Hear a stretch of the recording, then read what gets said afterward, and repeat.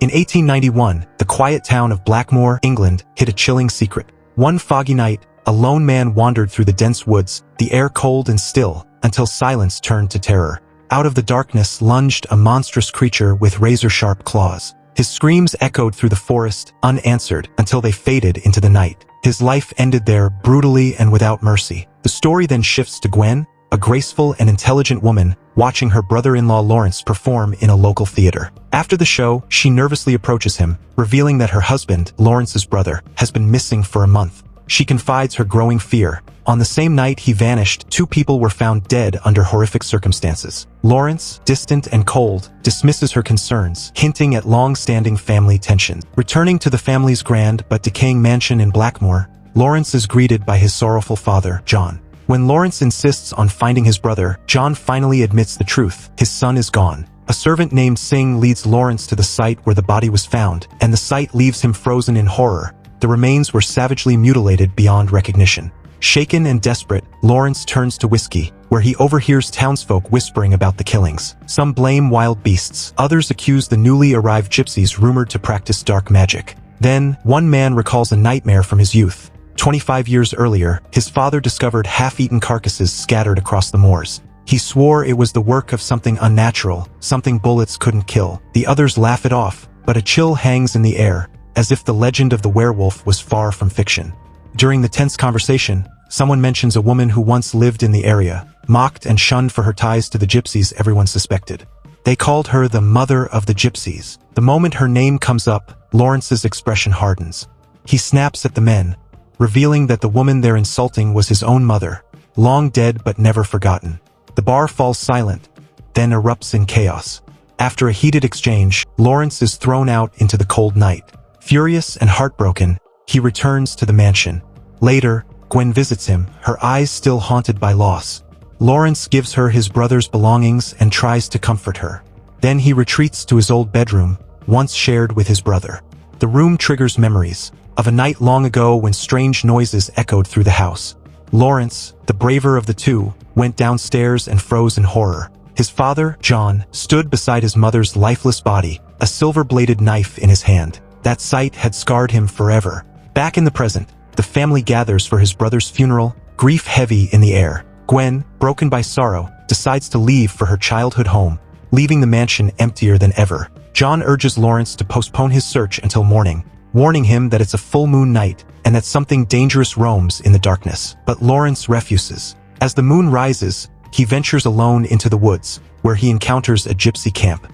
There, his path crosses with a mysterious woman named Maliva, someone who might hold the truth behind his brother's death and the strange silver locket found on the body. But danger closes in fast. Armed men surround the gypsy camp, believing a bear is behind the recent killings. Their laughter dies when the dancing bear lets out a terrified roar. Moments later, something unseen lunges from the shadows, ripping into one of the men. His scream echoes through the forest, drowned by the sound of his own blood hitting the ground. Chaos explodes in the camp as an unseen beast tears through the crowd. Lawrence spots its massive shadow, fires his gun, but the creature doesn't stop. When it attacks a woman, he throws himself forward and saves her, then sees a boy running toward the forest, the monster chasing close behind. Lawrence follows, but the beast leaps and bites deep into his neck before fleeing under gunfire. Gravely wounded, he's taken to the gypsy camp, where Maliva defies fear and tends to him with ancient care. By morning, he's back home to his father's shock. Gwen returns to nurse him, and everyone is stunned as his wounds heal at an impossible speed. When Lawrence looks in the mirror, his scars have vanished. Singh arms him with silver bullets, warning it's the only way to kill the creature. Soon after, Inspector Frederick arrives, suspecting Lawrence's recovery isn't natural. He claims the gypsies spoke of a demonic force, not a beast.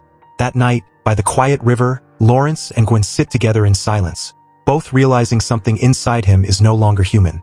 Suddenly, the calm is shattered by the sound of approaching horses. Back at the mansion, Lawrence faces armed men, including Dr. Lloyd, who accuse him of being marked by the beast and warn he could turn into a monster himself. Tension spikes, but John grabs his gun, threatening anyone who dares touch his son, and the intruders retreat. Gwen tends to Lawrence's small wounds, and in that quiet moment, a fragile, complicated closeness sparks between them. Lawrence, fearing for her safety, insists she leave the mansion, haunted by the darkness now surrounding him. As the full moon rises, the town prepares to trap the creature. They use a live animal as bait while blacksmiths melt silver to craft bullets, their only hope against the beast. At the local bar, Inspector Frederick meets the owner, a widow of the creature's recent attack, who warns him to stay away from John's cursed house. Frederick refuses. Meanwhile, John questions Lawrence about sending Gwen away.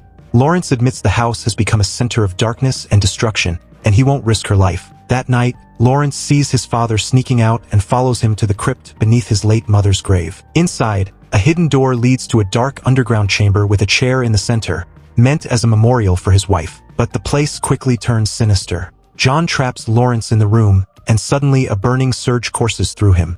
His face contorts, bones twist, and a wild, predatory light ignites in his eyes. He screams in pain, but it's too late. Lawrence has become a monstrous, uncontrollable beast. Throughout the night, the town trembles at his roars, as if the moon itself has cursed him. In the forest, hunters finally trap the creature, but chaos erupts when one falls into his own trap and is torn apart. Another dragged underground, screams vanishing into the night. The beast emerges, a massive, fur-covered monster with fiery eyes, slaughtering prey without mercy. Inspector Frederick arrives to find only destruction. Broken trees, scattered bodies, and the chilling wind carrying distant growls. By dawn, John returns to the mansion to find Lawrence unconscious, his mind blank from the previous night's horrors. John warns him he's done something terrible, sending Lawrence fleeing through fields and mist, trying to escape the monstrous truth within. Frederick's men corner him and take him to the old sanatorium where Dr. Jack tortures him under the guise of treatment. Cold plunges, injections, and electric shocks, dismissing his warnings that the real monster is his father. When Lawrence awakens, John reveals his dark secret. Years ago, in the Indian hills, he encountered a supernatural being, leaving a deep scar on his arm. Upon returning to England, he once transformed into a monster and killed his wife, Lawrence's mother. Since then, Singh had restrained him each full moon to prevent further deaths. But Gwen's arrival disrupted that order, leading to Lawrence's near-fatal bloodied state. The next full moon, Lawrence attacks his father in rage, but is restrained with iron chains. John gives him a silver blade, telling him he will decide his fate when the time comes. Lawrence is tied to a strong chair under watch of Dr. Jack and Frederick, who believe he is delusional, imagining his father's transformation. Lawrence warns the crowd to leave or none will survive, but they mock him as the moon rises. Its pale light streams through the window. Lawrence's body convulses, bones twisting, face contorting in agony. Within moments, he transforms, no longer human, but the terrifying beast everyone had denied. Panic spreads as he breaks free from his chains, lunging at the doctor, proving at last that the monster they dismissed as madness is real.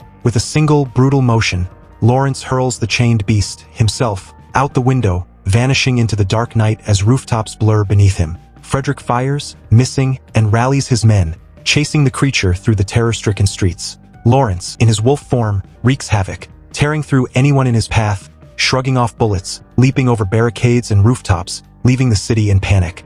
By dawn, he collapses under a bridge, exhausted, regaining his human form. Hours later, Gwen finds him, fully conscious, and he confides the horrifying truth. The real monster is his father, who killed his mother and brother. Moved by his honesty, Gwen pledges to help him. Together, they prepare for a final confrontation. Meanwhile, Frederick arms his men with silver bullets, ready for the full moon hunt. Lawrence returns to his old mansion, discovering his loyal but mutilated butler Singh and the silver bullets stored above. He loads his gun, unaware that his father, John, is watching, waiting. Chaos erupts as Frederick chases a missing man toward the mansion, while Lawrence hunts his father through the bloodied halls.